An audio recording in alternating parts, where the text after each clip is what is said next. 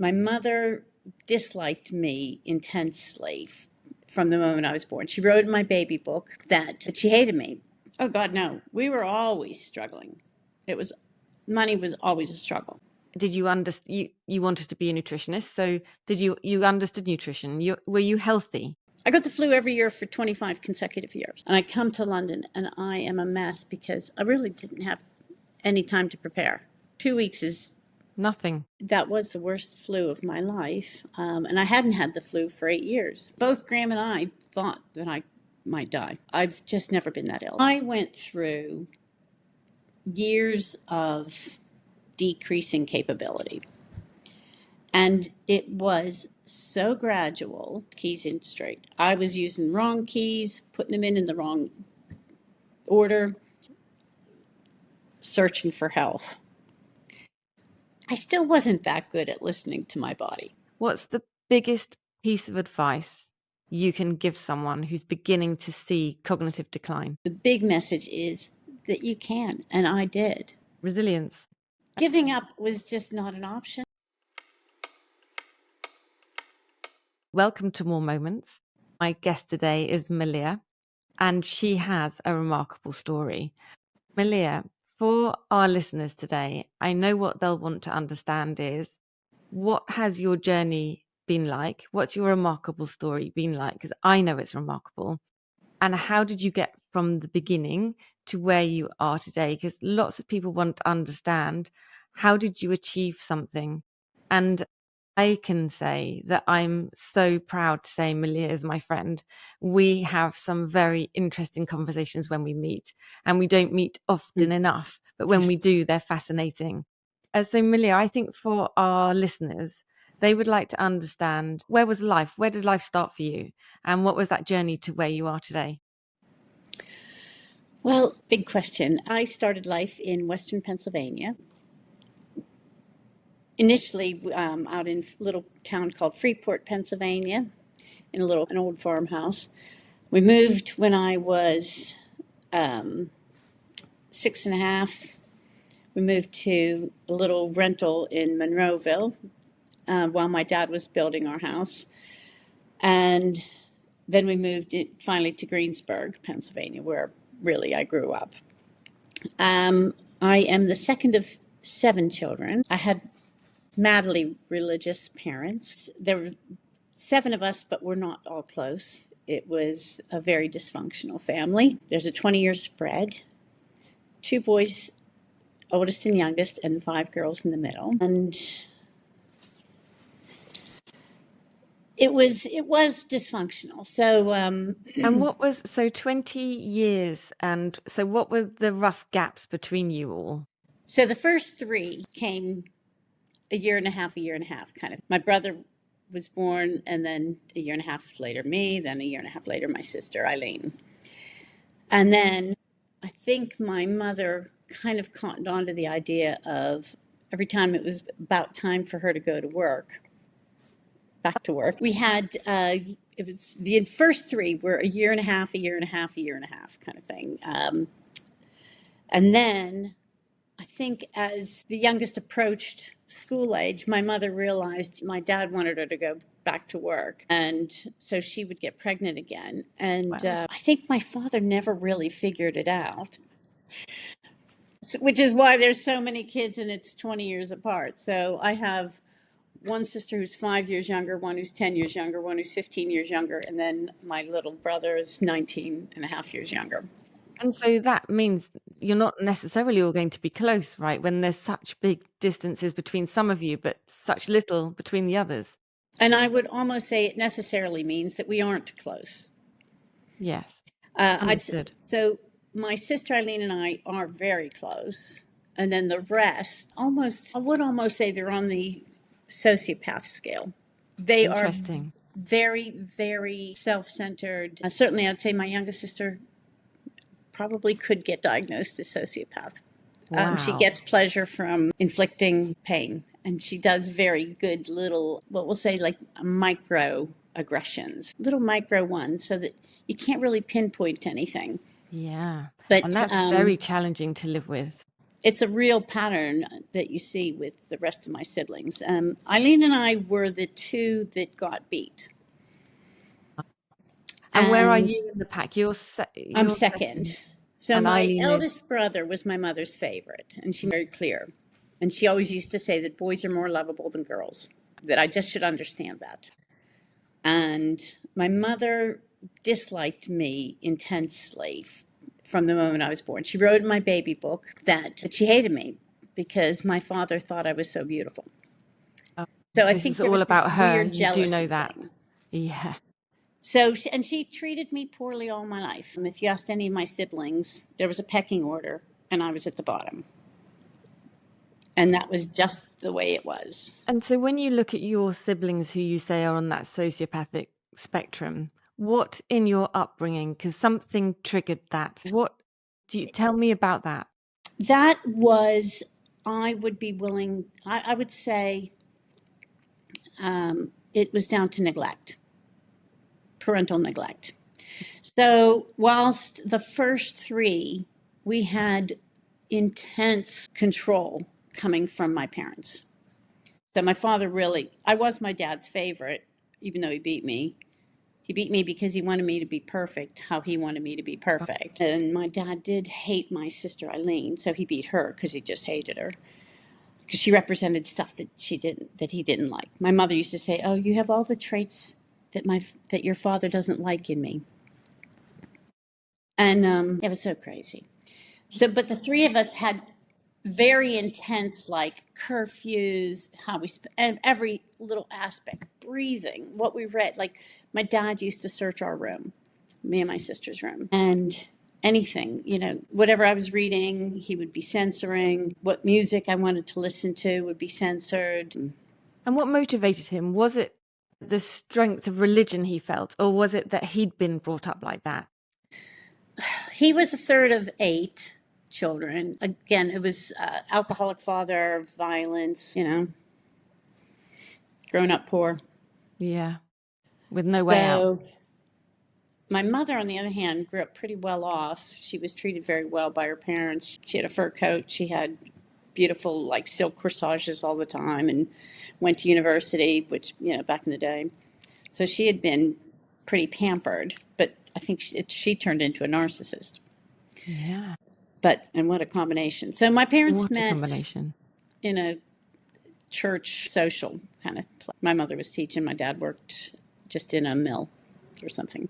And so by the time the children lower So down then the came lower along, down ones. Now, my sister Holly was after Eileen, and we were in a very bad car accident when I was 8 years old. And she was in a coma. So she'd gone through the windscreen, and we were all damaged from this.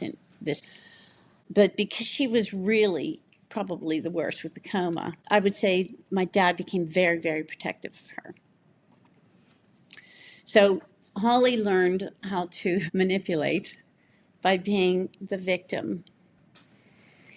So if she would cry, Eileen and I would get beat again, like if we weren't she being was nice number to her. 4, She was right? number 4. Number 4. Then when my dad was about 35, he had a heart attack. He was building a house, he'd changed jobs. He was still working at his old job on the weekend and building a house. And he has a heart attack, and he didn't want any more kids. And my mother got pregnant again because she had lied to him because, of course, being Catholic on the rhythm method. Yeah. And so she lied. And my father was so angry that even though they were like very Catholic, they were almost getting divorced. And so me, Michael, and Eileen would get shipped off to one of their friends, one of our relatives, for weekends while they were going through marriage counseling and all this Wow. jazz. So How old are you now at this point? 7. Just a baby.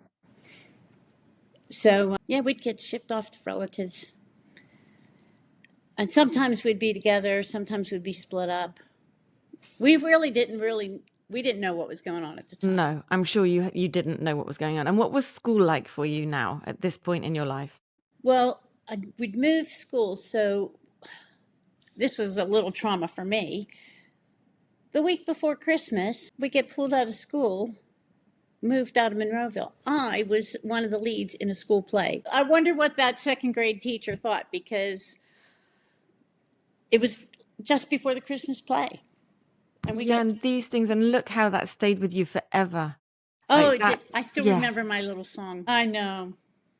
But then, and the thing is, those things that you think that children will override and not think about, for you, that was real stability, right? That was something that was about you. Yeah, I mean, well, I just enjoyed it, and I'd enjoyed school. The So you Shoemaker and the moved Elves. schools after not being able to sing your song. And then we move into this house that still had plywood floors, no carpets yet, like no furniture. It was cold. It was December, and I was 7. 66. End of 60s, towards the end of the 60s. 1966. Okay. So America was, at this point, a wealthy country in comparison to many. And well, it depends on where you lived. Yes, but you weren't feeling that. Oh, God, no. We were always struggling. Money was always a struggle. So did things get more stable and you stayed in one school after this last move? Well, after we moved, the year after we moved was when we had the car accident.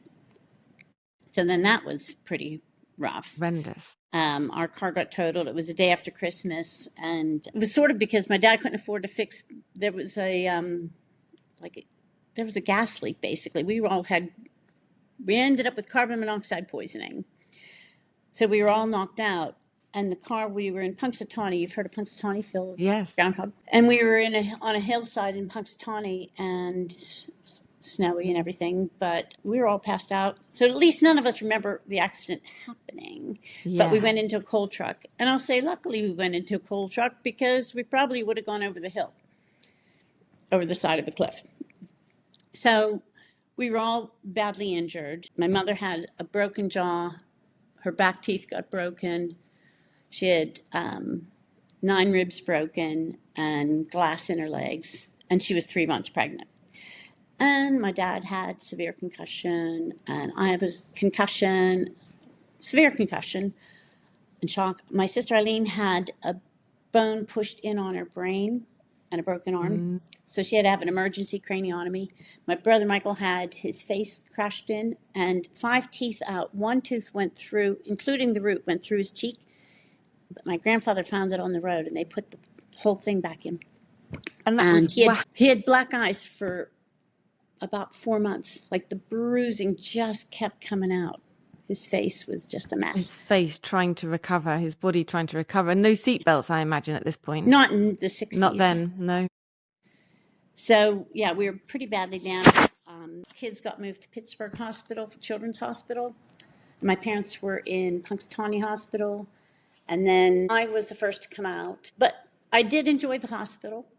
I think it was funny because people were nice to you. Oh, so many kids would be like homesick. I was having a blast. The nurses were so lovely at Pittsburgh's Children's Hospital. Yeah, you see, and it is one of the best children's hospitals in the world. It is great. It's always been well noted. Yes. The nurses were lovely, and Eileen got moved into my room, and I was out cold for 3 days though. Like, the concussion was bad. And I woke up, and a nurse was like sponging me, and I had these blue pajamas on, like, kind of, where am I? Things that you remember, yeah. Like, incredible. And they had like little trains on them or something.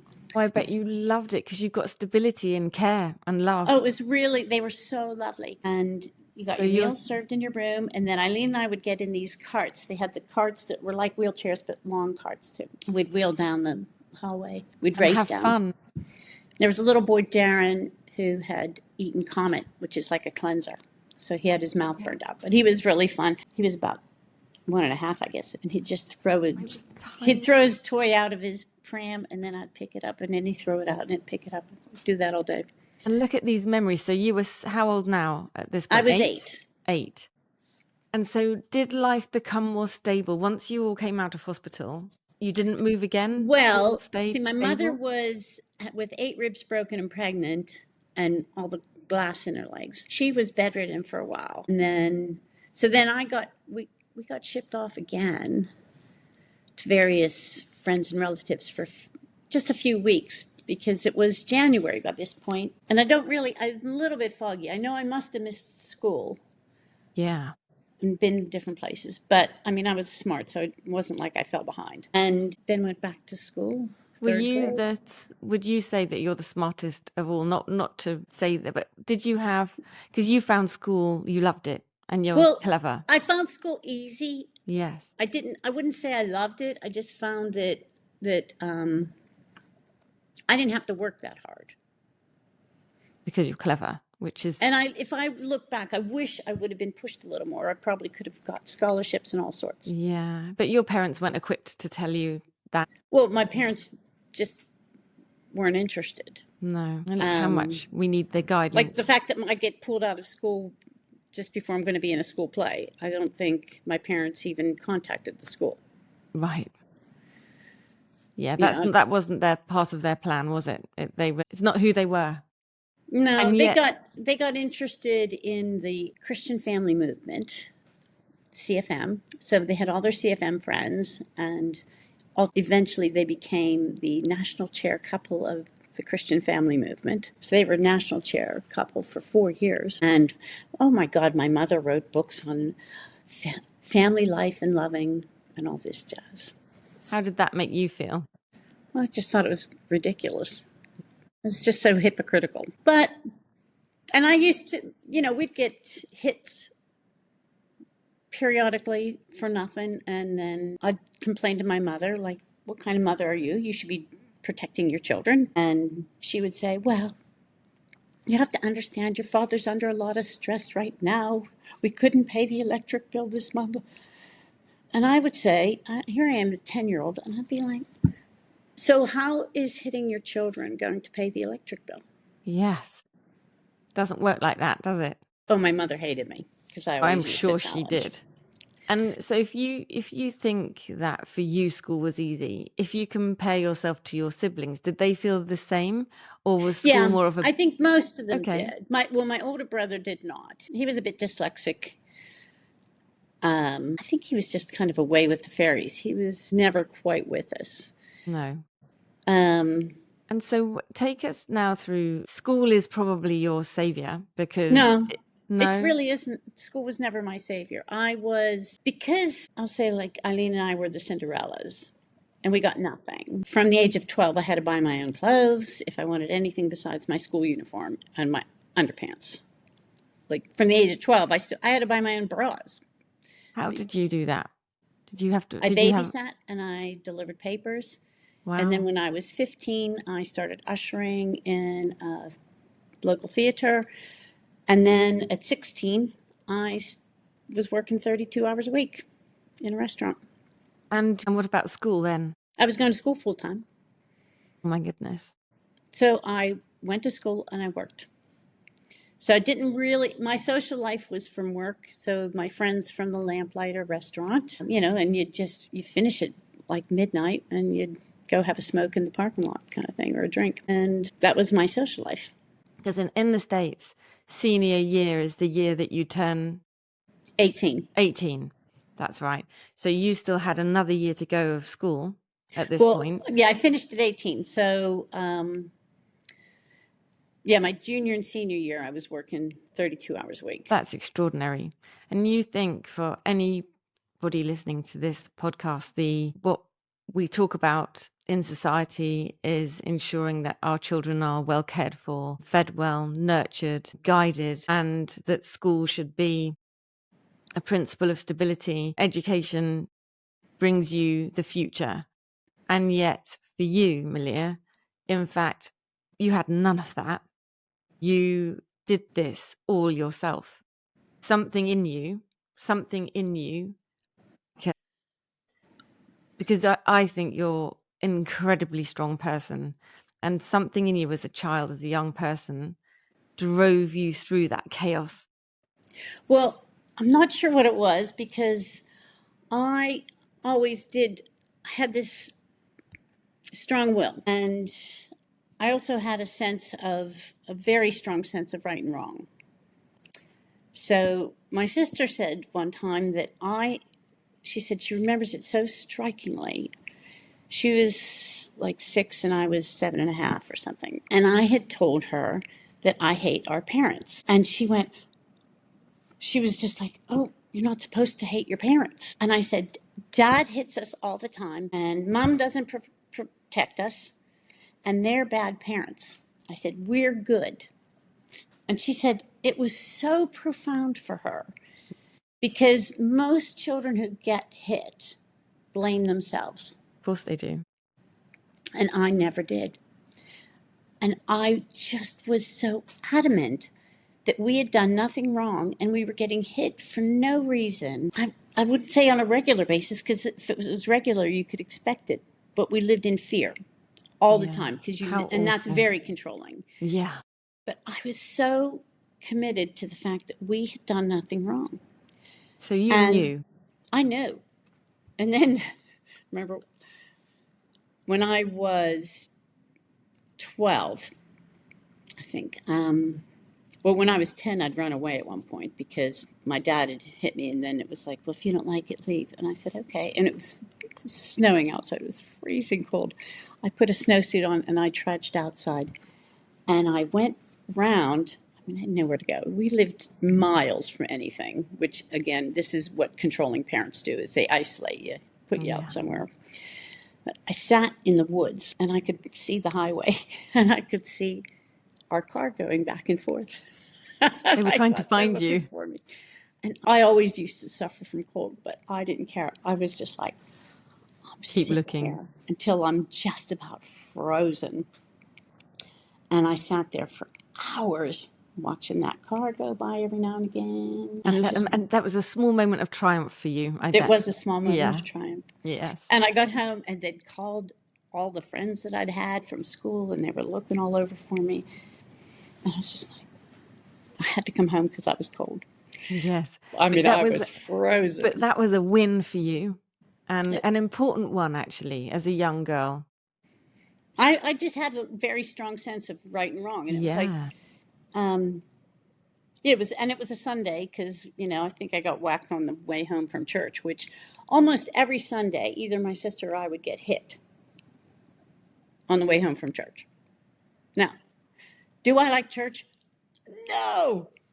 Well, I don't think there was anything that happened to you that would make you like it, is there? No. Nothing. No. Especially, let's see, when we were teenagers, my sister and I would have to stand in front of the best department store in town with little tin cans asking for money. And we had no good clothes. We looked abysmal.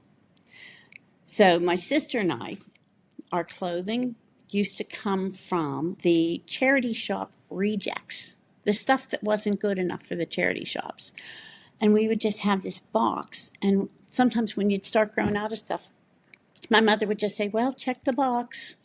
And you'd be like, oh, God, what horrors await. And so, honestly, we were dressed so skankily. It was, honestly. So I grew up always embarrassed with how I looked.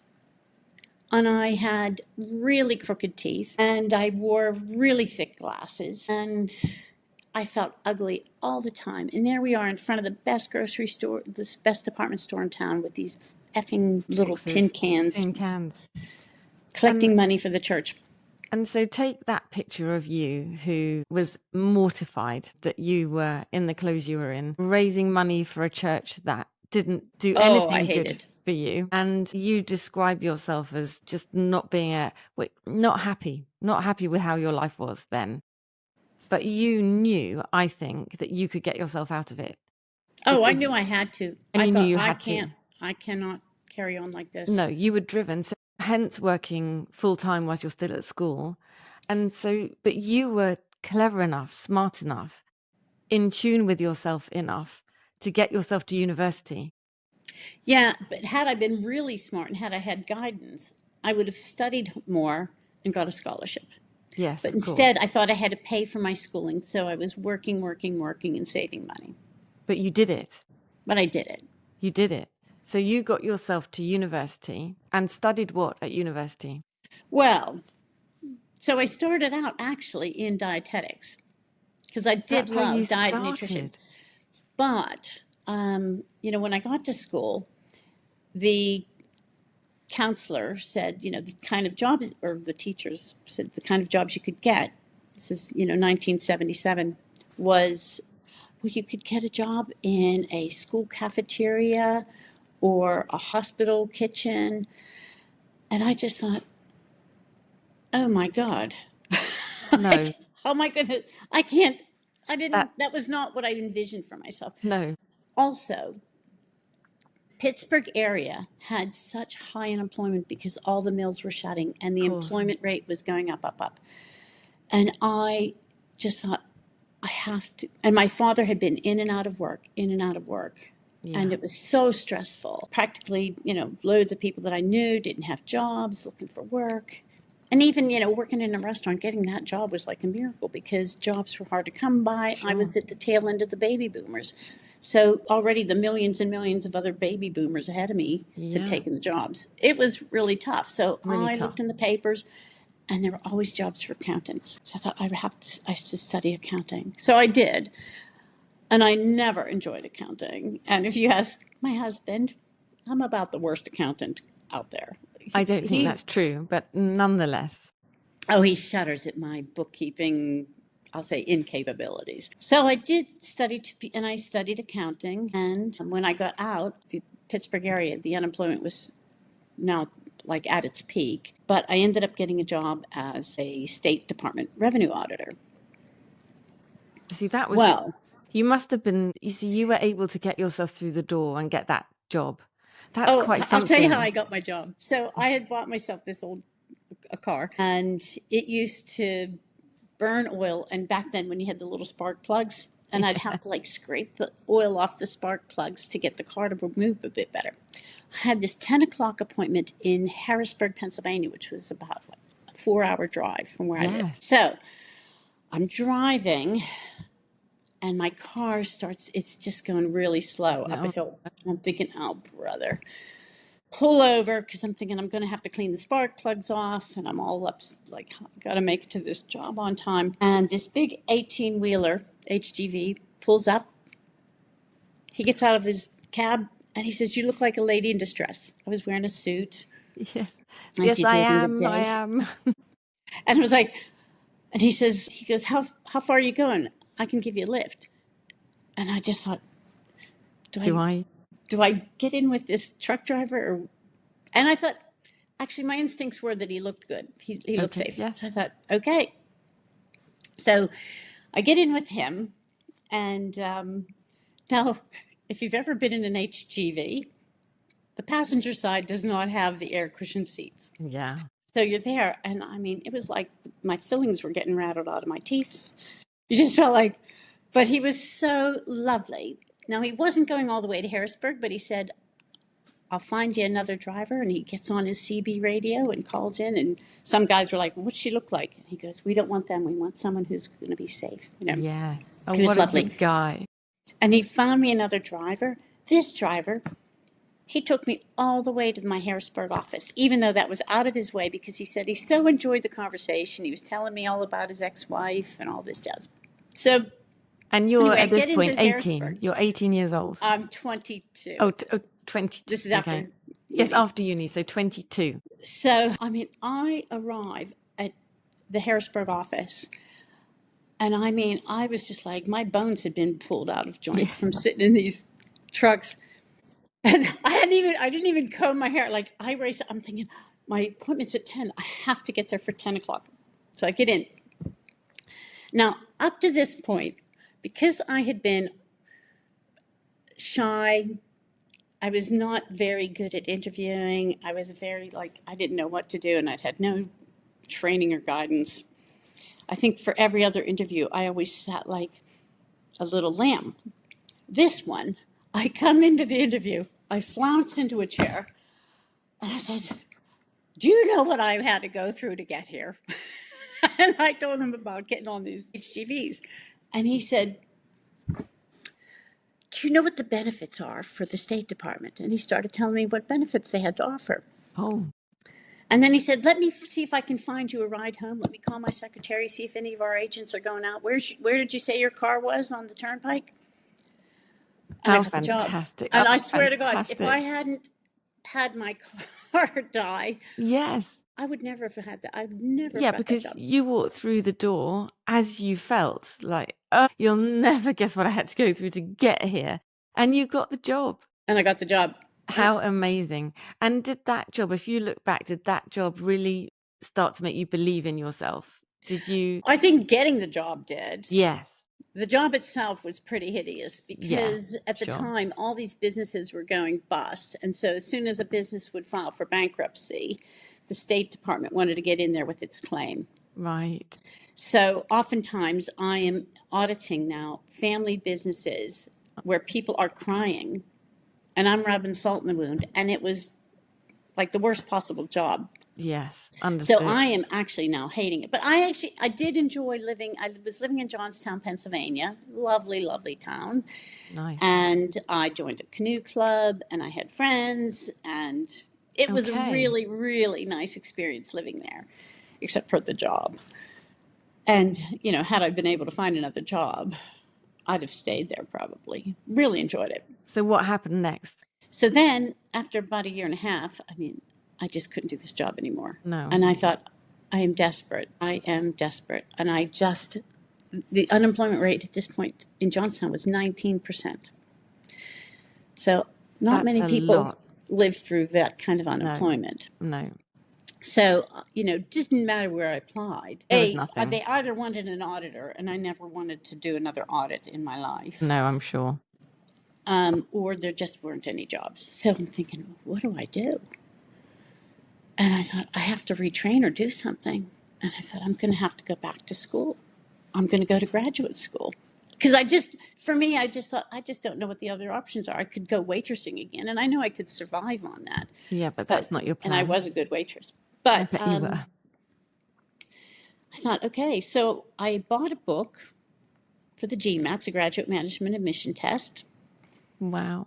And went through the book on how to apply to take the exam, how to take the exam, sit the exam, and I'm in the top 94th percentile in the I country. see.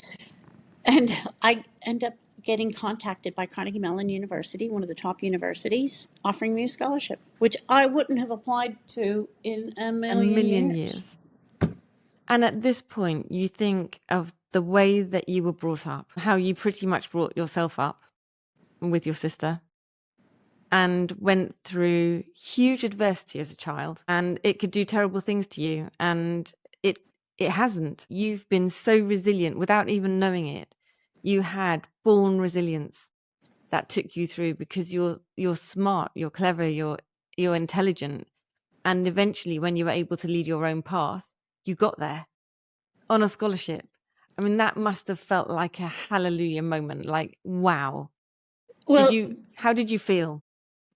I was amazed that I always thought that I was smart, but you know, there was never time for me to study or do or whatever. And it was just like, wow, who knew? Then I get into Carnegie Mellon, and one of my mates at school, he started working in the admissions office, and he said, why didn't you go to Harvard? He says, your score was so much higher than everybody else's on the GMATs. I'm like, because I didn't know. I didn't know that I could have applied anywhere else. So anyway, I mean, and it was a good school. So Yeah, but look at that. With no guidance around you, you still made it. But imagine if you'd had someone side by side with you. well, funnily enough, when I was at Carnegie Mellon, a former high school colleague was there at the time. He was getting, I don't know what he was studying for, probably engineering something or other, but he sees me on campus. He says, what are you doing here? And I said, getting my master's. And he went, you? Really? Yeah, that was like, you know, in high school, I was kind of I was in the smart groups, but I was never like at the top. But I was working all the time. Yeah, you were working all the time, and no one was showing you how to reach your full potential. But when look what you did when you got there. It is extraordinary, and people will listen to this and know that just because you have things stacked against you doesn't mean that you have to keep it that way forever. You changed it. And when you look, because we're going to talk about health and well-being in a little while, but at this point, would you have said that you were, did you understand, you wanted to be a nutritionist? So did you understood nutrition? Were you healthy? Well, at this, I was never healthy. Because I you think didn't, that I think you'll find that a lot of people that go into nutrition and health go there because they've struggled with their health. yeah, And it becomes this pursuit. Well, for people like me, I'm just not one to sit back and just take a pill because I you're have some told to. symptom and the doctor says, "Well, here's all we can do for you," and throw some pills at you. Yeah, yeah. Um, So you weren't at your, but did you recognize that you weren't, you were young, so you were probably okay. I was not always okay. I had, I'll say, poor dentistry. So when I was 11 and started getting braces, went to the cheap route, went to the dental school in Pittsburgh, got about a million x-rays on my head, which God knows what that's going to do long term. I had 6 molars pulled, which was far too many teeth to be pulled. Yeah, I now have like a what's called an insufficient lower jaw. And I ended up with abscesses all the time and that must have been infections in my mouth. awful. And so by the time I was 23, I would get the flu every year. I got the flu every year for 25 consecutive years. I would get some teeth swelling and I would be bedridden for Oh, about 2 weeks. how dreadful. 25 years. And then finally, I'd gone to a nutritionist and she said, maybe, because I also had a mouthful of mercury, she said, why don't you get your mercury removed? And I got my mercury fillings replaced, and I didn't get the flu again for 8 years. It was like Wow. every year would come around, and I'd think, okay, here it Okay, comes I'm again, ready. and it didn't happen. And I'm like, blimey, I was being poisoned by my Yes, teeth. by your Yeah. teeth. So I had lots of teeth issues. I had gum disease, what was not recognized by my dentist. So, of course, the dentist was a Christian friend of my parents. So they got cheap rates. And I'd go in and my gums would all be bleeding, and he would make them bleed all over. He'd go, look at you, and tell me off for smoking and drinking coffee. And he'd tell my parents I was smoking, and then I'd get grounded, and I would say, I'm not smoking. And you And I'm weren't not drinking smoking. coffee. I wasn't smoking.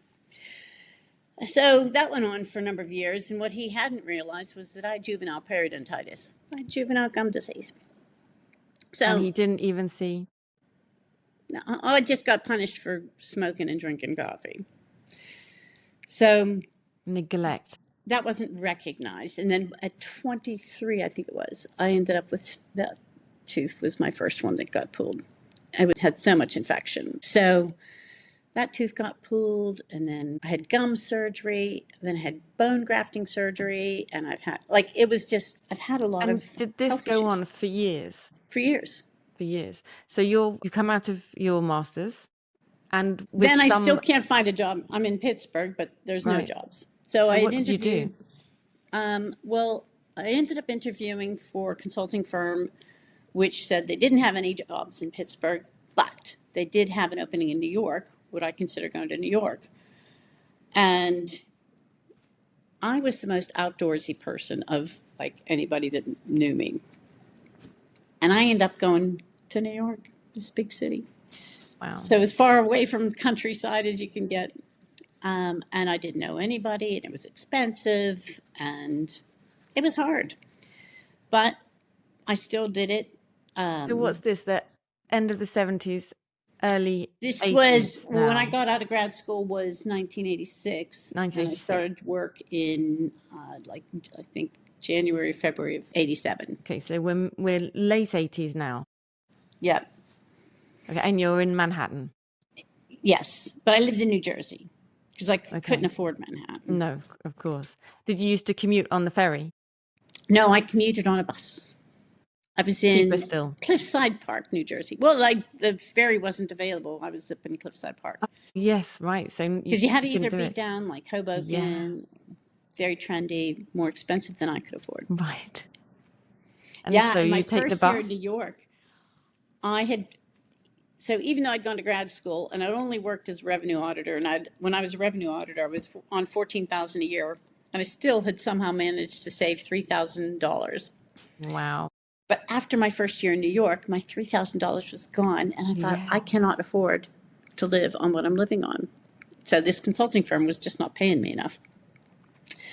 So I looked for another job, and I got a job, another job, and it was 10 grand more, which was huge. Wow. So Huge. I basically went from 27,000 to 40,000. It was huge. It was like a lifestyle Yeah, change. life changing. Yeah. And, it still wasn't a lot for New York, but it enabled me to just live, have a comfortable life. Yes. And And so it who are you was, working for now? I was at Citibank, and I was in their corporate office doing benefits accounting. It was sort of I was doing the budgeting side, and I was very good. I I bet you did. were very good at that. I for 5 years, 5 consecutive years, and my budget was about 640 million, so over half a Wow. billion. And I managed my budget to within 0.1% for 5 years running. I bet they I was very good at figuring out all yeah. of the little bits that needed to be done. So when I would interview all of the different benefit plan managers, I could really like dig into Yeah, make look sure that at I was that. capturing everything. So you had a great time at Citibank. No, A good time. A no, reasonable time. I had an awful boss. And New York, you had no employment contracts, and it was employment at will in the Yeah. US. When I was there, it was still like that. And yeah, and I had a boss who was just like a slave driver. And there were times I'd be like, Alita, I have tickets for a concert in Central Park. She goes, if you leave now, you're fired. And I missed a lot of stuff. I worked a lot of hours. And it's an outrageous way to behave, isn't it? But they did it. They They did it could. because they could. They could. And sadly, when I left, they had to hire 6 people. Of course they did. I was like, what? So Yeah, you're but now like I had a lot into of good friends though. I was in a cycling club, and I bet you had I a had a great time. great group of friends. And Yes. yeah, so work was just kind of shitty, and it was work. And And so where did you go from Citibank? Where next? well, I had somebody that I'd studied, had gone to the CPA exam. I'd done the CPA exam, even though I hated accounting. I ended up passing CPA exam, which only 3% of accountants in the States ever do. So That's I'm good at test amazing. taking. Yeah. Um, No, more than that. but this guy that I'd become friendly with, we'd gone on like all of 3 dates in Pittsburgh. And then he was working in Pittsburgh. And then I was going to Carnegie Mellon in Pittsburgh, and we would just see each other now and again. Then he moved to New York, and then I moved to New York. So we would see each other. Yeah, Then he nice. moved to London, and he calls me up and says, hey, want to come visit London? Free place to stay. I'm like, sure. Got And so myself a we're in the passport. early 90s, This was 1992. 1992. So I got myself a passport, and my sister Rebecca had been to school in Germany for a year, but it was before the Channel Tunnel had opened, and she'd never made it to England. So I said, hey, Rebecca, fancy a trip to London? Yes. So we go to London, stay with this friend, and Rebecca said that she wanted to go to a nightclub one of her friends had told her about, right for the border. Okay. So my friend says, oh, I'll drop you off. Because, of course, I mean, he was a big shot. He was BZW's youngest ever senior vice president. Wow. Oh, he was a high flyer. Okay. Anyway, so he's living in Hyde Park and had a Mercedes and the whole deal. Okay, he's doing quite So he well. drops us off. Yeah. Not at the nightclub. So we're standing around, like, we didn't know east, west. No, of You have course no not. smartphones, 1992. Yeah. And, we're not carrying an A to Z to a nightclub. So I said to my sister, I said, there's these guys across the street. They're all wearing suits. They look safe. Ask them. So she wanders over, asks one of his mates, who was paralytic, and he'd just moved from Bristol, didn't know London at all, but he could manage. Pricey. This was it. So, This was the moment. yep. So Graham walks over, starts giving Rebecca directions, and he's going, okay, you're going to go 2 blocks down, then you're going to go left. And he saw me and he went, you don't want to go there. You want to come with me? Took my arm. Off we went to the Polar Bear Pub in Leicester Square. And should we say for people listening, and that's what they say, is that because that. all those years later, you and Pricey Are still together. Are still together. What a moment. So what that a was December of sliding doors 92. moment. Just And amazing. so we went out every night that week. And then he was going to come over the next summer because the World Cup playoffs were going to be in the States. He's a football lover. So the plan was he'd come over in the summer. And then after just 2 months, well, if you know 1992, no smartphones, calling was exorbitantly expensive. So expensive. So we both had 2 big months of phone calls. We were writing letters as well, physical letters, which sometimes would come like 5 letters in a bundle. Yeah, of course they did. And so you'd be every day like waiting for a letter. And because by the young way, he people was listening 4. to this they'll think we're mad. But if you were phoning a friend overseas, and I had them as a young person, you would have to time yourself because you'd only had 3 or 4 minutes or 5 minutes before it started to cost you a fortune. That was when it got cheaper, when there was those things that you could dial into a number. Yes. But when in 1992, it was costing, it would be about the equivalent of £6 a minute today. Yes. I mean, just extraordinary.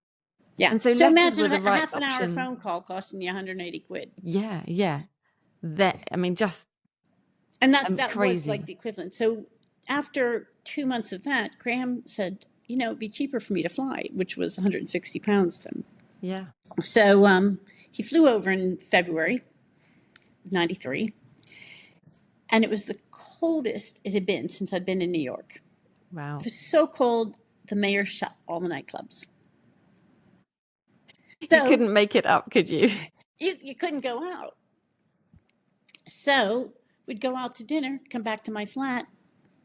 American girl, I drank tea from a teapot, and I drank loose leaf Earl Grey tea. And how many Americans do that? No. You were one of your kind. One of a kind. Every night, pots of tea, nice. talk. So at the end of the week, he proposed. See, fairy tales. And so, roll it forward. What year do you come and move to London? Well, that was February of 93, and in June I moved. So, you're a Londoner now, really. I'm at Citibank, and I spoke to one of the ladies who had been in London she'd just come back from a 5-year expat stint in London. And I was saying, Joyce, if I wanted to move to England, what would I have to do? Get a job in London. She said, I'm going next week. I'm seeing the head of HR. Give me your CV. Bish, bash, bosh. Done. I was a low-level person. I had to fly myself over, but interviewed in April. And then I was talking because I worked at corporate, I spoke to the expat team and said, if I get the job, what happens next? They said, don't worry, then they have to apply for work permit. It takes 3 months, and you'll have all this time.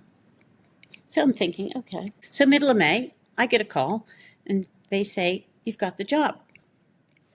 It starts in 2 weeks. No time. Sorry? I said, what about work permit? And they said, oh, right. Well, you're just going to have to lie when you come across. Just say that you're here for business meetings. We'll keep you on the New York payroll, but the job starts in 2 weeks. Take it or leave it. Okay, so taking it. They were such nice people. Yeah, nice. But I thought a job is a job. Yes. My New York boss and her boss were trying to talk me out of going because, of course, I was like a workhorse. Yes, of course. And they were giving me all these scary, what if this doesn't work? And what if, your boss is I'm thinking they can't be a worse boss than I've got. Yeah, right. Oh, they were about equivalent. But I said, well, can you they said, be better if you left after benefits renewal time, because it was a big piece of work. And I said, well, can you promise me a job in October? Oh, we can't make those kind of promises. Well, then I got to go. Yes. You got So to go, and you did. I did.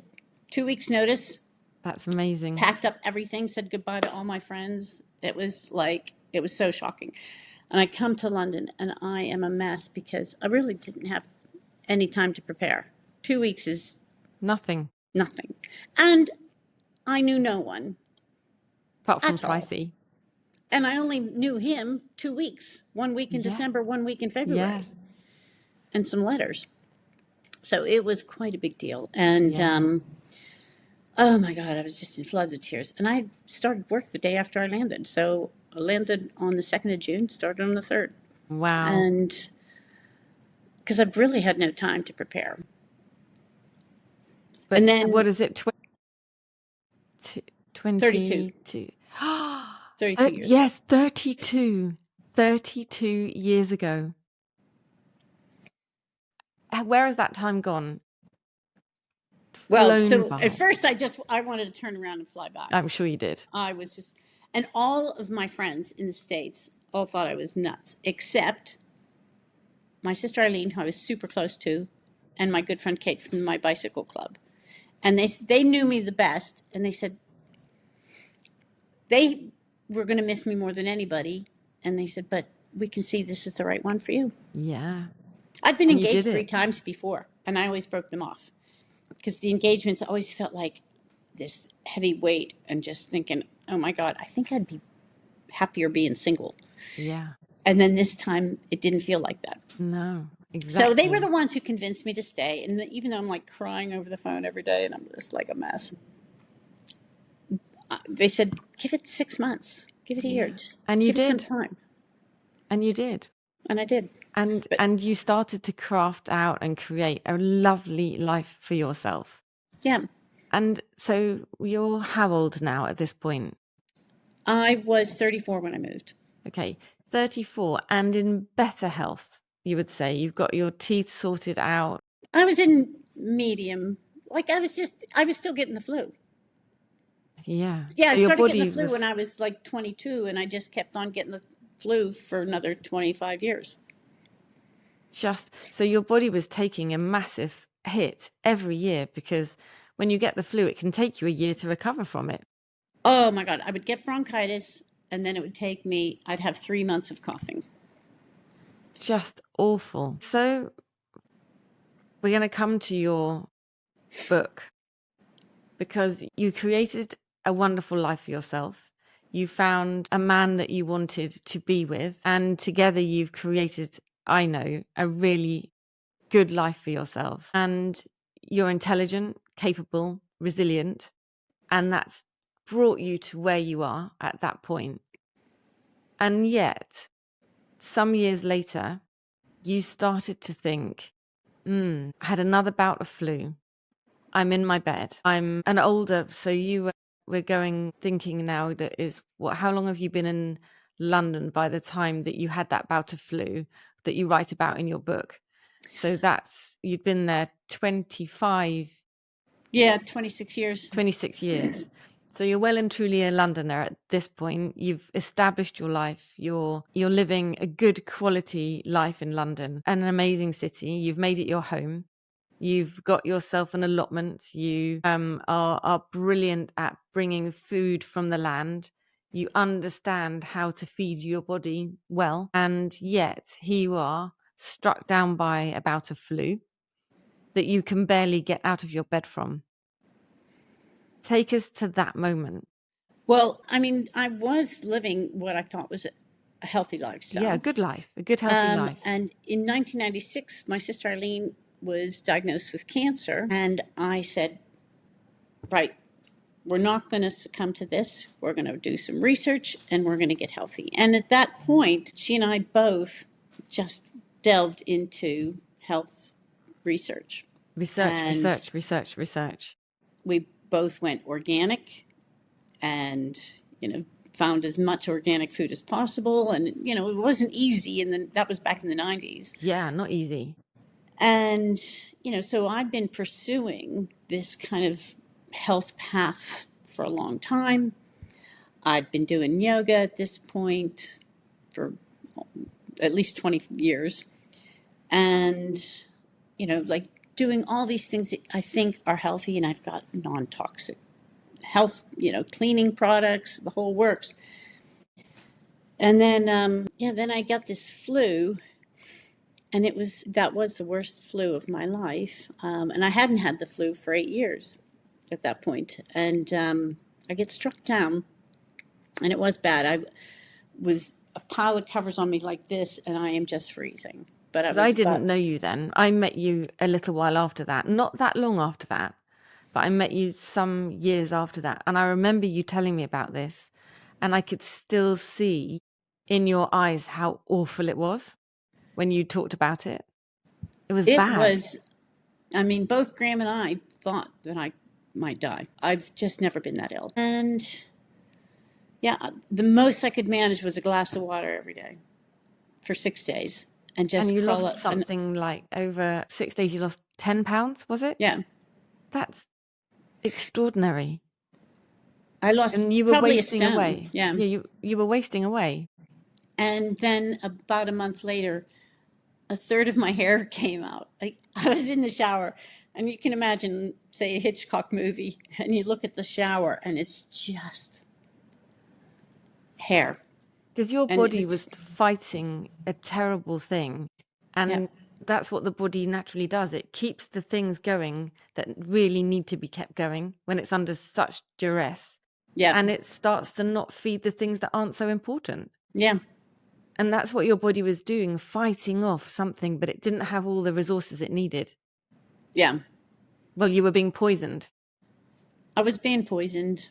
Explain that to people. So you come out of the flu, your hair comes back, and you think, okay, I'm okay. I've got rid of the flu. And for everyone listening to this, Maliya is starting to write a book. And that book is Rebuild Your Brain. It is something extraordinary. And I've had the pleasure of reading the outline in chapter 1. And I want to read the rest of it, because this is a story that Maliya is going to walk you through now. I promise you, put it on your list, because you need to buy this book when it comes out. But the journey that you went through now, Maliya, is that you felt better, but something wasn't right. Talk us through that. Well, something wasn't right, but I didn't even quite appreciate how not right it was. Yeah. For quite some time. So I got that really bad flu 2013, and I didn't really figure out for another 6 years what was going on. So I was in menopause, and you know how they say, you hear everywhere with menopause, you get the brain fog, and they want to stick you on HRT. And HRT was not my issue.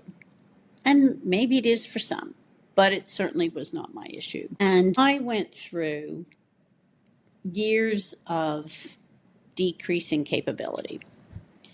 And it was so gradual that I talk to my sister every day.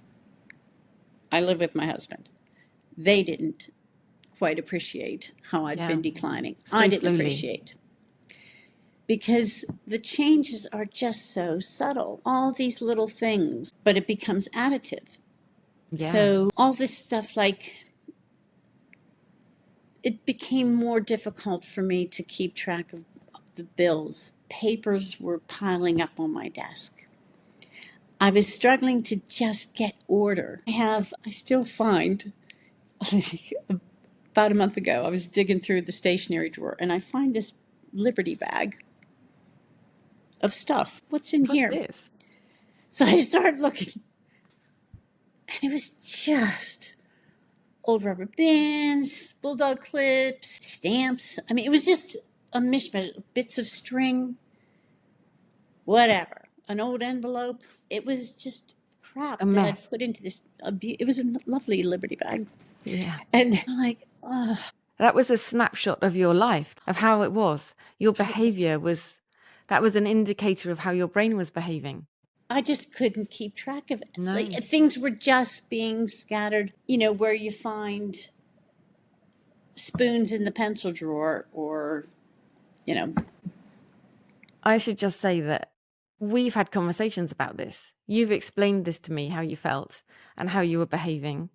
And we've talked about the similarities of how I started to see my mother's decline. But until I read this morning, I had no idea that actually those day-to-day things were a mess for you.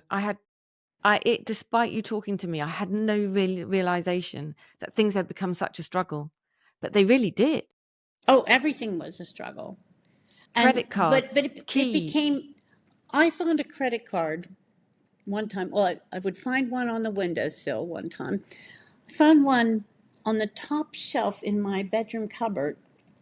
It was a bank card that was with my winter boots. And I don't know how it got there, But but it did. I found it eventually, but I had to apply for new credit cards and bank cards all the time because And I kept yet, losing them. because it was over a long period of time, neither you or Graham said, this is odd. Although you're the super organizer and you get everything done, he didn't really see. Not really. Well, he was Kind. starting to see that I wasn't keeping track and things were getting a mess. And he goes, "There's Yeah. paper everywhere," and there was. I mean, there still sort of is. There's still some stuff that I haven't bothered to get through. I'm Let's not thinking, worry about that. after it's a few more years old, I think I can Yeah, just throw it all. exactly. But it did. It just got progressively worse, and things got a bit messier. I was struggling to keep track of things and get things organized. And there was a girl I did yoga with who was a PA, and I just said, "Philippa, can I Help hire me. you to help me organize my office stuff? Because I just can't do it. I just couldn't do it." And how did that make you feel at the time? So how did you justify that in your mind, right? So you're thinking, I can't do it. Well, What we'd did it feel moved like? house. We still had the old house. We're renting that out. I'm kind of dealing with the tenants there and Okay. keeping our Wimbledon house like up. And there's new things, and we're in a new area, and you just feel like, oh, there's a bit of turmoil. My mother-in-law had dementia, Yeah. so I was looking after her. I was going out once a month for her. I was looking after her house. So you sort of say, well, there's all this stuff in Lots life going that's on. coming in, and there's a lot more chaos, and dealing with my mother-in-law's chaos, you just kind of, and Graham was busy. He was at UBS, and he was traveling once a month for a whole week, and So just, what I'm saying is you kind of say, well, it's because I'm super busy. It's nothing else. You put it down to life, yeah. So meanwhile, the Sunday Times magazines are piling up next to the bed, which you and used to where I read. used to just be able to go through them, toss them. Now I just couldn't even make it through the style magazine. Like I would get maybe partway through or forget that I'd gone partway through, and so then I don't want to throw away the magazine till I've read it. Yeah. So you Now you keep see them. why sometimes old people have stacks of Yes. newspapers because you think, Yes. oh, I can't throw that. Oh, I haven't seen that yet. I haven't read that. My father, this table, one end of it was piled full of papers because he was cognitively, as you know, alert, really alert, didn't lose it. Nonetheless, he wouldn't throw it away until he read it because it's a thing, right? It was a thing when you had newspapers and magazines, but now you're not getting through it because you can't. Yeah. Not because of time, but because you can't cognitively read it. No, it was just becoming harder and harder. Did you worry?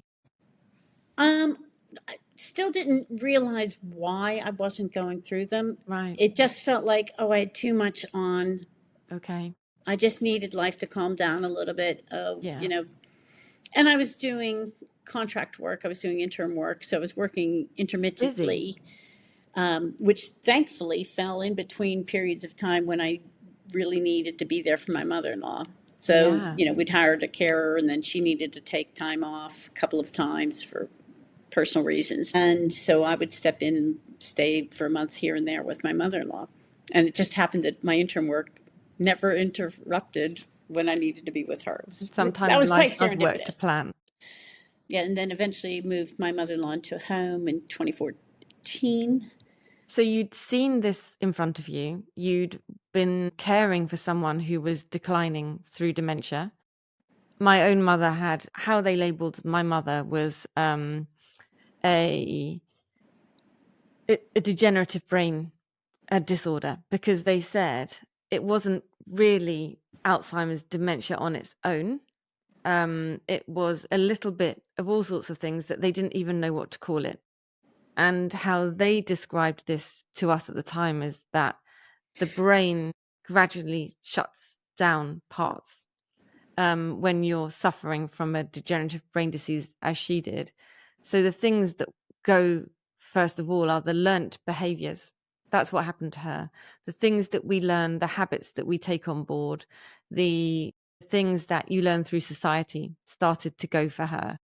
But what struck me when I read your book was that you stood in front of your door, having seen degenerative decline through your mother-in-law and knowing what it does and how awful it is, the living grief of watching someone decline through dementia, the horror, the Yeah. impact, not only for that person, but for all of their family. I know how destructive that is, and it can tear families apart, and the living grief is absolute. So you've seen all this, you've gone through the emotion of it, you understand the trauma, but here you are standing in front of your own door, January 2019, and trying I couldn't get to my put keys in. the I'd been keys in. fighting with my keys in the door. So I live in a flat, and the outside door has one key, and then our door has two keys. And I couldn't get those keys in straight. I was using wrong keys, putting them in the wrong order. And So after, I know you're flat, so you're standing on the street. yep, using the wrong key. First, I'm using the wrong key, jam, jam, jam. So if someone watched you, they'd probably think you were drunk or just trying to get in the wrong door. And just, did that frighten you? Well, it was after probably a week of not being able to work my keys. And then I went, shit.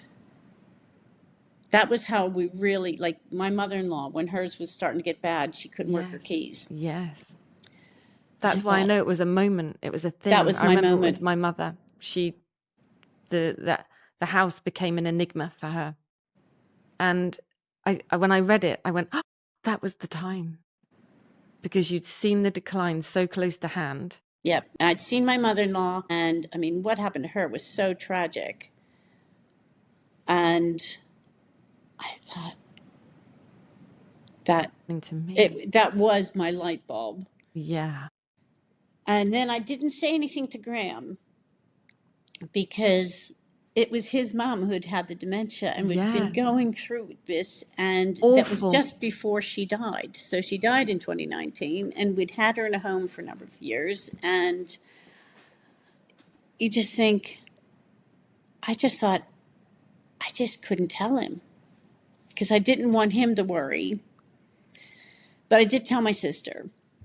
Because I And knew you then, not well enough, I suppose, to really understand that it was only later you told me all this.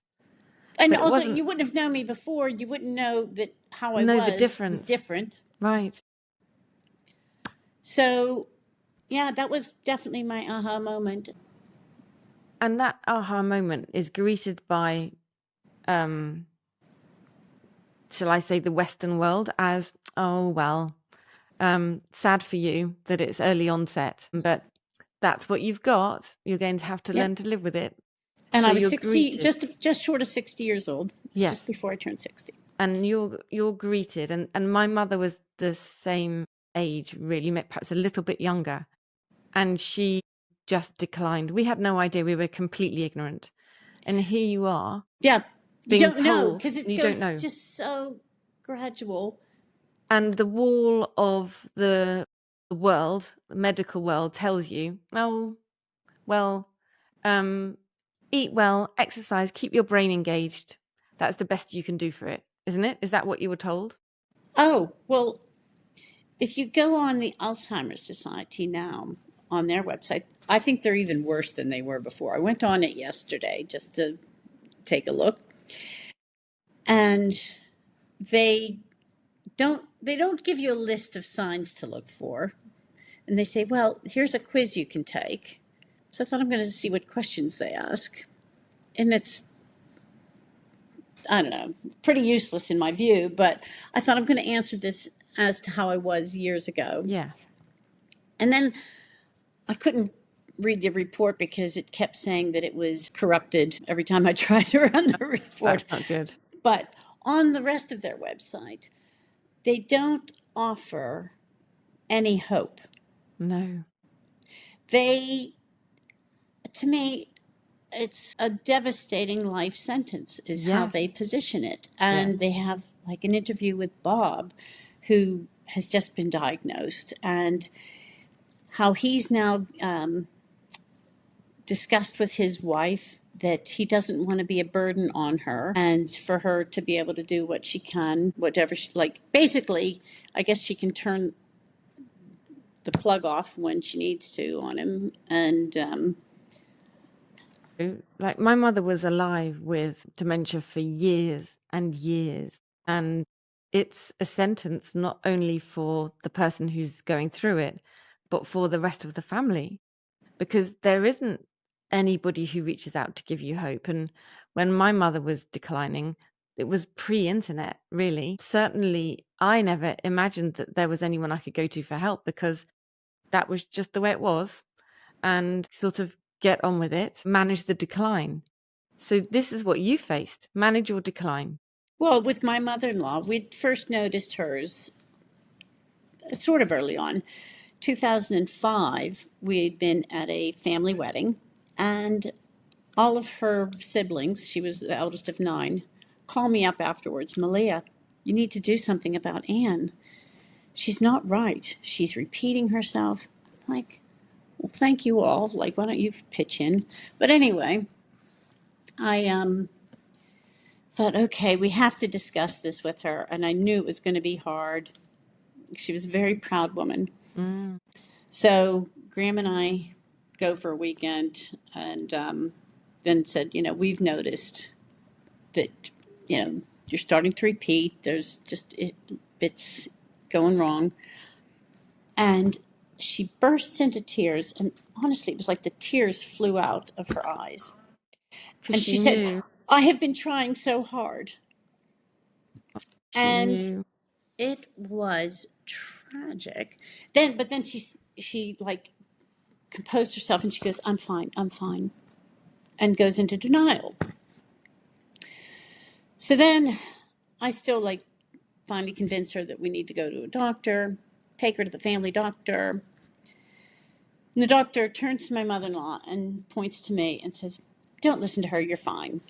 I'm like, you've done zero analysis. You've Yes, done 0. nothing. We've sat here for by that point, my mother-in-law had driven into a parked car and totaled her car and the parked car. And she had called me up and she said, I got confused between the accelerator and the brake, and very upset. And so I said to the doctor, I said, well, what about driving into a parked car? And the doctor turned to my mother-in-law and said, well, was it raining that day? Please. This was before they got incentivized to diagnose people with dementia, because now they're incentivized to do so. So the Alzheimer's website just tells you, go to your GP, because now they're all happy to diagnose you. Yeah. Not then. No. Not back then. Not back now then. They want to. Now they want to because they get paid for it. So anyway, it took me another 5 years when my mother-in-law drove up on the pavement in Cirencester and almost hit someone. And she'd also been stopped and breathalyzed 3 times. One of Graham's mates is a copper out in Gloucestershire. And he's like, Graham, your mom's been stopped again. And But she wasn't remotely drinking, wasn't just remotely being, drinking. no. She would just, and there was one time I'd gone out to visit, and she'd picked me up from the train station, and we're driving back to Tetbury, and she just drives slower and slower and slower, and then just stops. We're on an A road. I was like, Anne, you have to keep going. It was like she just But you kind of could shut down. see, you could And see. afterwards, I was like, I'm getting a taxi back to the station. I'm not having her drop me off because this is not Yeah, safe. but you could start to see this cognitive decline. Oh, yeah, yeah, yeah. Like I'd already known. So I was going out to visit her much more regularly. And by this point, she'd sort of quit cooking because she'd burnt her pots and pans a few times. So then she got afraid to cook. So then I was getting her ready meals sent. But like, if you think back now, she stopped cooking because she was burning her pots and pans, and roll that back to you, where you said suddenly you'd nick yourself with a knife.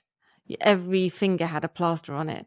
So you saw her. This is what's so extraordinary. You watched her cognitive decline with no help, with none, with no help apart from you. Nobody gave her hope. Nobody gave her any thought that she could stop the decline. The No. decline was just the decline. And what was tragic was after we'd moved her into a home, then, I had to sell her house. I'm clearing things out. And in her office, she had these cupboards locked. And I opened it up, and there were about a dozen books on brain health and what to do about your brain. So she tried. And she'd been trying. And honestly, it was like, oh my God, she'd been What an trying for a emotional long long time. time. She knew. She started to notice. So then you had all of that information. You'd gone through all that trauma and the loss.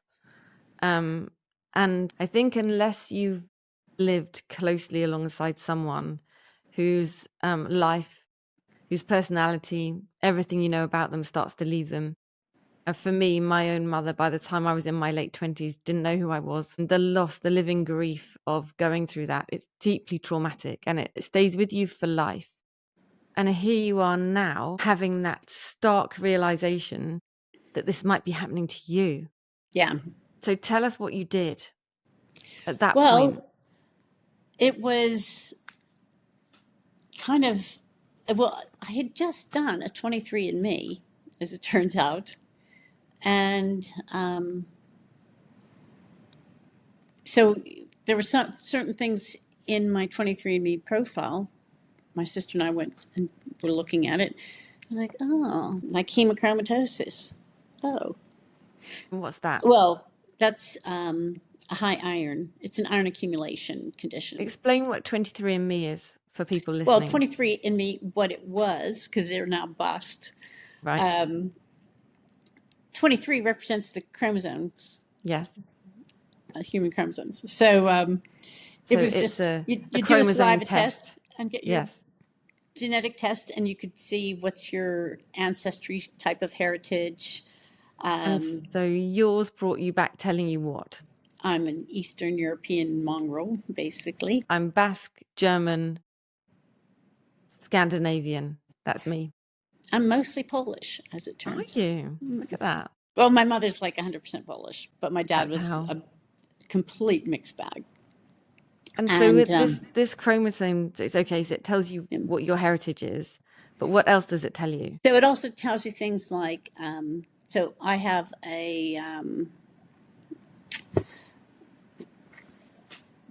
like, it tells you different things that you might be a carrier for, Okay. Things you're deficient. or things that, whether it tells you your likelihood of being brown-eyed or your likelihood of being whatever. And so you get the result, and what do you do with it? Well, it was just looking at the various things as to, what I had and what I didn't have. Where does the iron come in here? Where's Well, the the link? hemochromatosis, the iron comes in where, because I had two genes, and don't get fooled with doing the genetic testing for this, by the way. No. So let's not go You down that won't path. send people down that route. Do not send people down that route, because I think it's a bit of a red herring. But I went and got a blood test and got an iron panel done. and I had high iron. Part of my problem was iron was clogging up my brain. And why did you have excess iron? How did that happen? Well, hemochromatosis, this iron accumulation, came about around Neolithic time because during the Neolithic era, populations were moving north. Yes. And if you moved from sunny Africa to cold and wet Northern England and Hemisphere. Scotland and Ireland, you no longer have herds of roaming animals. You don't have a lot of heat. Yeah. And so the diet changes. The diet becomes, there's more grain, there's more dairy, there's less meat. You're colder. Iron helps with all the iron accumulation. So you don't need as much meat because you're accumulating iron. Iron is used in every energetic process in the body. So the excess iron can keep you warm in a cold climate. Right. The excess iron allows women to survive more than one childbirth. So now you can reset up a population. So the mutation was very useful. Yeah, extremely useful. Yep. But for you, in modern days, yes, we have heat. We yes. have plenty of food. Yes. We don't need to set up new communities and survive multiple childbirths, all that. So you're hanging on to iron, and that hanging on to that iron is actually making weighing you down. You ill. Yeah. But did Western medicine tell you this? Did anyone say to you, ha? Did any doctor you saw say, No. I didn't even go to a doctor because having had the experience with my mother-in-law. Yes, of course. And even at that point, they weren't being incentivized to diagnose anyone. Besides which, when my mother-in-law finally did get diagnosed, all they would offer are, we could send someone around to make sure she's taking her medication.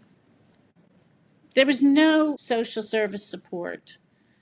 There was nothing that was going to say, give her hope. There was nothing other Not how than it's treated, though, is it? And so you were now self-medicating.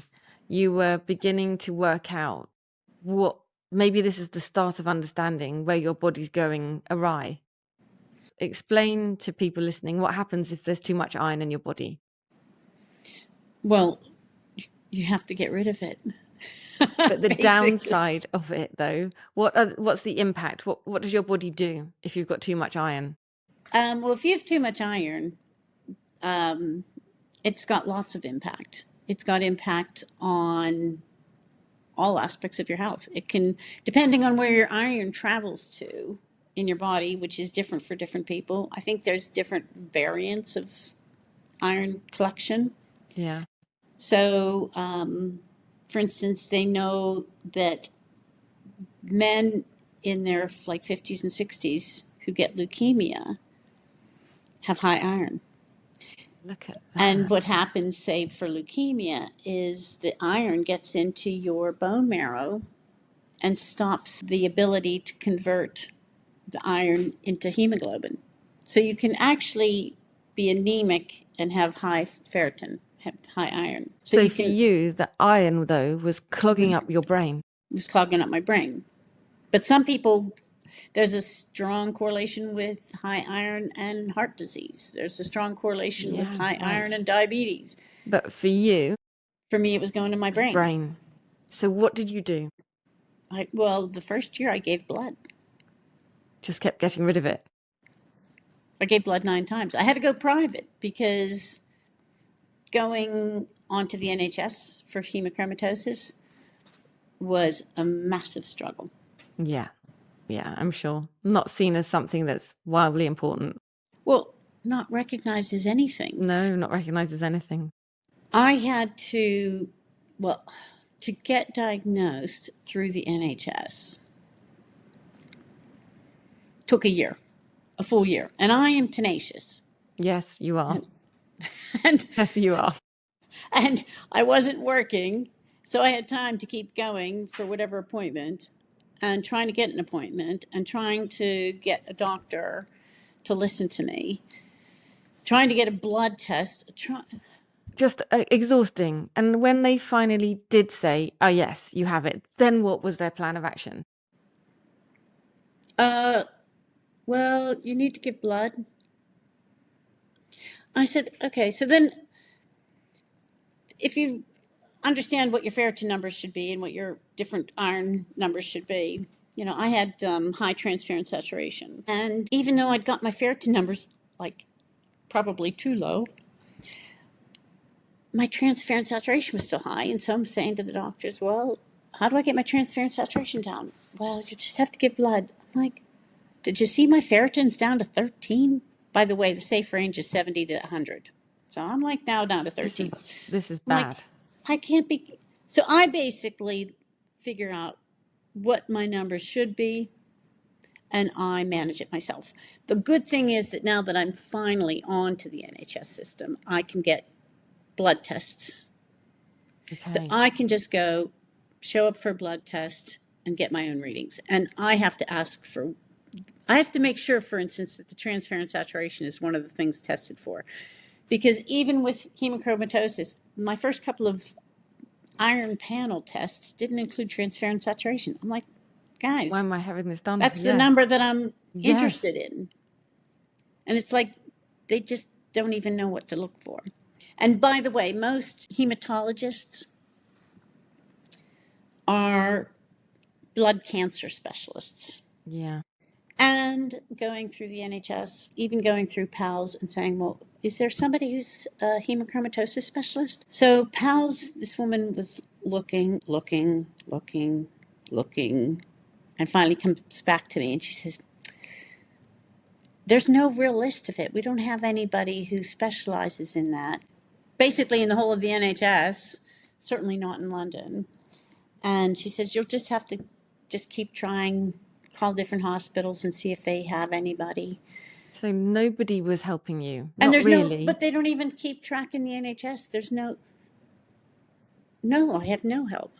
So when you started to give blood, as soon as you started to do that and manage your own. Well, I started to give blood privately because I wasn't on the NHS system. And the NHS only allows women to give blood 3 times a year, which is very strange to me. So I was like, men are allowed 4 times. And they said, oh, but women menstruate. I'm like 60. Yes. Move on. I think I don't have to worry about, menstruation anymore. That could be part of my problem. So, and I said, so if a man is 4'11", he's allowed to give blood 4 times. And I'm 5'7". I'm only allowed to give 3 times. Yeah. So ridiculous. But you can't break that system, can you? So you started until you get diagnosed with hemochromatosis. And then you can. Then you can. So that's why I had to keep fighting, because I was paying privately to give blood. Which is absurd, actually. Absurd. Because lots of people wouldn't be able to afford to do that. So when you started to give blood, did you start to see an immediate resurgence of your cognitive function? Yep. Almost immediately. Almost immediately. Wow. What a moment. That is amazing. Unfortunately, now I have a friend whose husband got dementia and he didn't have high iron. And I was gutted because I thought, oh, if it's iron.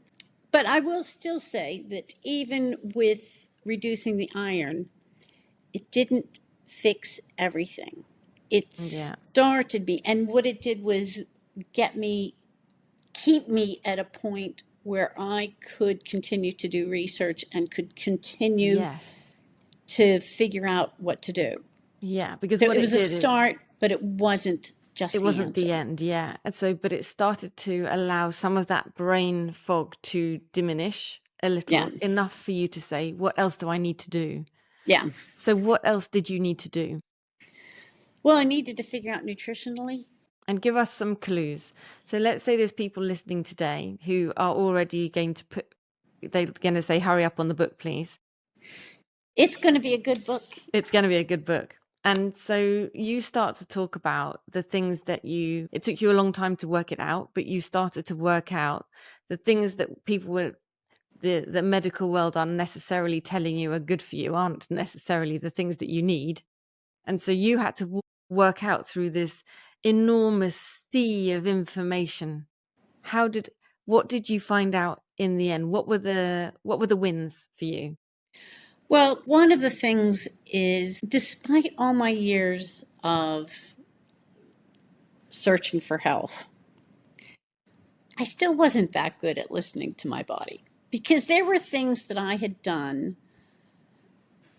that I would do for years, like trying to get my gut health working properly. Yes.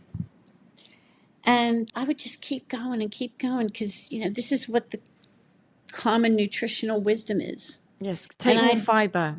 Do more of this. do more fiber, do more exercise, have more greens, eat this, Yes. And But it wasn't moving the dial at all for you, because gut health is everything. Once we sort out our gut, that's what I everything. thought. Yes, but it didn't But work. really, sometimes it's the other way around. Sometimes your brain needs to Yes. work to get your gut to work. But the thing is, if your gut can only work if your brain is working. If Yeah. you don't have the brain connected, it actually doesn't really matter what the gut does. That's my Yeah. view. So you need to sort out clarity of brain, and that would then help you get your gut sorted. Yeah. Okay. And so that was just, a lot was trial and error. A lot was, carrying on with the research and finding out different things that would work. And don't forget, we have, I think, with, our modern populations, we don't have like a pure type of genetic strain. no. You don't have, like, I'm not Mediterranean. So is the Mediterranean diet going to be Right the for one for you. me? Yeah, sure. There's different studies that show that, for instance, rice, like, I can't eat tons and tons of rice. No. But if you look at different genetics things, Asians do really well on rice. Of course. Yes. Europeans will do better on bread. Yeah. Depending on the grain and depending on the grain. Else. In today's world, where you have a whole mixture of genetics, and now you got to kind of sift through and figure out which works bit. for you. And now I'm going to say, as I had said earlier, I'm one of 7 children. And a number of us had done the 23andMe, and a lot of us, we've even got different ancestral makeup, in terms of what each person gets. So even between all of us, we have different health issues. Yeah. But that's because we are Heinz 57, all of us. Yeah. We really are a whole big soup of genetics, aren't we? So and my sister has high iron, and she has no brain problems at all. In fact. And that's just it. We're talking about, though, your remarkable story, in that you have gone through really what was quite a hard start at life. Yet you were resilient and resourceful enough to become very successful. You moved across the Atlantic. That's no mean feat. And you arrive into another country, assimilate yourself into that country, but still bringing with you the health problems, to the point where you have the cognizance, despite the, if you like, the haze, to know this isn't right. And God damn it, I'm going to fix it. I mean, that's remarkable. So for people listening, once you started to tweak understand that it was an excess of iron, you start to understand what your levels need to be, you start to realize that the onslaught of information is okay, but it's very broad brush, and that everyone's an individual because we're a soup of genetics. What were the key things you learned that started to turn back the dial on your cognitive decline? Because I know now that when we talk across the spectrum of health, wellness, well-being, and life, because you've learned so much. You're like an encyclopedia. When I've had a conversation with Maliya, I come back richer and more knowledgeable at the end of it. because I love to hear it and I want to learn all about it. That's why your book's going to be a huge success, because all of that's going to be in here. But for people listening today who are starting to go, that might be me, or I might be seeing that, starting to see that in someone else. What were the other drivers apart from understanding your blood and your iron levels? What were the things that started to make the difference so that people can really understand, okay, I'd like to try that? I mean, just some of the things started to come back. So my vocabulary started coming back. I think that was one of the, it probably took about 2 years. And what And had you done though? What had you taken? What had you changed for that to happen? I just changed, well, I had a lot of dietary changes. Yeah, explain them.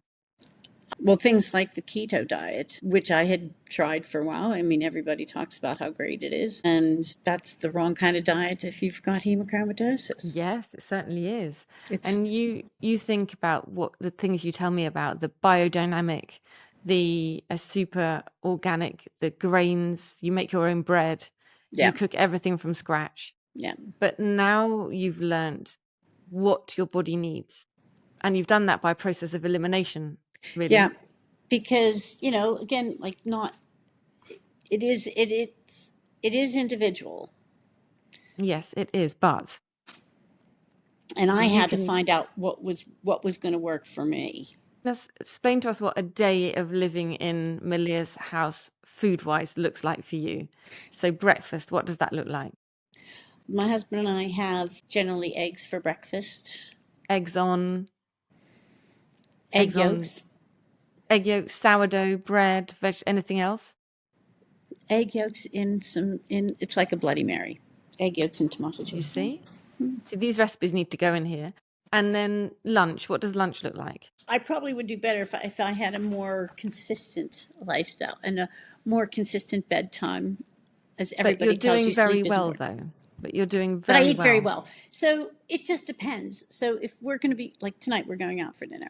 So we're going to have a small lunch. We'll just have Yes. something little. Um, So maybe we'll talk about it differently then. What do you eliminate? What isn't in your diet? What are the things that you won't let back in because you know that they're not going to be good for you? well, funnily enough, I don't eat a lot of nuts and seeds, which I know a lot of people love. I don't eat. Now, this is probably just me personally, but I lentils are poison for me. And so I think I would be, even though I'm hemochromatosis and people, a lot of doctors will say to cut out meat, I think meat is very important and it's got the B12 and it works for me. And also, I would be a rubbish vegetarian because I cannot be doing this lentil nonsense. No. So that doesn't work for you. Does not work for me. So you would try and source everything organically? I've been organic since 1996. But yeah, Yes. so I've And I've been eating organic and I you've grow a grown lot it. in my allotment. And things like you make your own bread with very Yeah. specific grains and flour. Yes. Yes. So this is part of what, so all of this that you were doing, so you made lots of little changes to your life, and that started to give you the cognitive return Yeah. by getting your blood, your iron levels under control, and then fixing your diet Yeah. in the way that your body needed it to. So I've heard this story in bits and pieces over the years, but you've never articulated, of course, in the way that I've read it here today. But when I met you, there was no sign of any cognitive failing at all. So you successfully, in the space of just not that long, a couple of years, It did rode. take me probably it I would say at least 2 full years to get my vocabulary back. Yeah. And it Well, took me longer to start reading. It did take some time. But the nice thing is it's come back. And I would say my vocabulary is better now than it was 10 years ago. well, look at that. And look, I think what a journey to go through to stare down the lens of cognitive failure.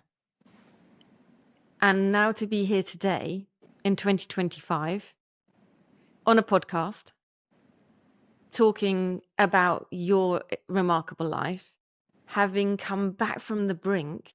Because in fact, if you hadn't solved this, I would never have known you, No. because those dots wouldn't have been joined. And you think about now how much you've learnt, how much you're able to tell other people, how much I've learnt over the years, and what this book will be like. It is remarkable, and you should feel really incredibly impressed by yourself. So for people, the thing is with podcasts like this, some people will listen to the first bit and then they'll go off and do something and they'll come back, and then they'll listen to it a bit more and come back. And we might have somebody now who started listening to this podcast 3 days before. We're going to come to the conclusion, which is, okay, because this is people listening now who are hooked into this, who are thinking, I've either recognized it in myself or I'm recognizing it in someone else. What's the biggest piece of advice you can give someone who's beginning to see cognitive decline? Firstly, that cognitive decline doesn't just include forgetting names and losing your keys. It is the autonomic nervous system stops working properly, which it stopped for me. And that it's being able to recognize signs early enough, because you want to be in a position where you can still reverse it. Yes. But the big message is that you can, and I did. Yes, And you I'm did. You have. You see, look. absolute living proof. And I mean, I was choking when I would swallow wrong every week. I'd swallow water wrong. I'd swallow wrong when I was eating. But when I read this, you don't mean because you're doing it too quickly and you swallowed the wrong way, and not that sort of quick thing where you have to clear your throat. You're talking about choking. I'm eating and I would swallow wrong. Like you have to, well, sort of clear your throat, only a lot clear your throat, which would take hours to clear because you'd swallowed so much down the wrong tube. And how distressing. And it was happening all the time. I would do that at least once a week. And look at the signs. It's not just the so keys. It's looking at what those signs are, and that it's not just that you can't find your keys or your credit cards. And then it is about altering what your nutrition is. And the nutrition just can't be overlooked. Making sure that you have reduced as much of your toxins in your environment as you can. So use the non-toxic cleaners and the healthy stuff. And, a lot of the stuff that they tell you about in terms of keeping your brain healthy, which is social connections, getting proper sleep. Do the crossword. Do your Sudokus, exercise. I just want to say, well, I can't swear on this, but I would say it's rubbish. Well, you can. We just might edit it out. Because to be honest, my mother-in-law did all of that. She was a phenomenal exerciser. She had more friends than anybody I knew. I mean, how many people regularly was getting 100 birthday cards every year? She still did into her 60s. Yeah, I read that. So a lot of that stuff, I'm guessing that's important. But well, let's do it, but it's not necessarily going to. It's not reversing anything. It's not reversing anything. So be alert. What you're saying to people is be alert. Don't let yourself off the hook. Don't be paranoid, but don't. Yeah, and don't let yourself off the hook. Maybe don't read the Alzheimer's Society website, which reads like a death sentence. Yes, let's give hope. Now's a good time to write your living will and make sure that your loved ones aren't going to have to be strapped with the burden of you. And I suppose the way that our entire population, and I mean not just the United Kingdom, we're talking about a lot of the Western world. We have an aging population. We have a declining birth rate, but that's a whole other conversation. And if we look at our health service in this country, was not geared up for that. It was geared up for a population of 55 million, and that was dominated by the youth. We didn't have an old age. We'd lost population by wartime. The entire dynamics of our population have changed, and we're not geared up to understand how do we stop some of these terrible things that happen as this population ages? And dementia for you was potentially early onset. In fact, was it actually dementia? Maybe, maybe not. But what it was cognitive decline, which is ultimately dementia, isn't it? Well, it is dementia. It I is mean, it dementia. may not be Alzheimer's, but it is No, dementia. it is dementia. That's Yeah. right. So my mother had Dementia. but they also said she had Alzheimer's. So she had Alzheimer's, dementia, and a little bit of Parkinson's, and a little bit of something else, and a little bit of something else. Yeah. But for you, it was dementia. It was the brain stopping the basic cognitive function. Yeah. You just couldn't do it. So for people listening, it is, don't be paranoid, but don't. And it's not a death sentence, and it's not a death hopeless. sentence. It's not hopeless, but don't let yourself off the hook, because if you acknowledge it, you can start to stop the decline. Yeah. You can start to make it more positive and give hope. Because I would have loved to have known this when my mother, maybe it wouldn't have helped her, right? Maybe like your friend, it My was book nothing. is going to be dedicated to my mother-in-law because I Yes. wish we'd have known. I wish we'd have known. Maybe iron was not a factor for my mother, but what if it had been? And what if there had been something we could have helped her do to stop that decline? Because I was robbed of a mother that would have been an amazing grandmother to my children, would have been my friend, my confidant, someone I could have gone shopping with, probably gone and taken her off on a weekend, just her and me. I lost it all. When she declined from dementia, I lost the future. The minute it happened, I lost everything that was the future for her and me and my children. Birthdays, christenings, Christmas, And her enjoyment of grandchildren. and her that enjoyment, her she's life. missed out on. She missed out on everything. And of course, it's just awful for her, but the knock-on effect goes on for so many people, the destruction. And you stopped it. You've stopped it. It is remarkable. It is. And that's why I wanted you on this podcast, because I think you have so much of a story to tell people, and people will want to listen to it. And can I please be part of the editing process of your book? Because I want to keep reading it. Yes. I mean, this is just my first draft, so I've got to do. Well, I love it. I'm hooked already, because I want to read the next bit and the next bit. So you're onto a winner. It's going to be great. And one more thing, for the people who've listened to the whole podcast, and we hope that you have, when you look at the beginning of your life, that was a life of adversity. You didn't feel loved. Even if your parents thought you were, you didn't feel it. And in the end, that's what matters. You didn't feel supported or guided. And yet here you are, years later, as a happy, balanced, productive, successful, and healthy individual. What is the biggest life lesson you could give someone listening to this podcast? If you wanted to give them hope, to show them that despite that start in life, look what you can achieve, what would you tell them?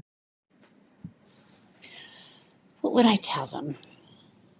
Well, I always had that belief in myself. And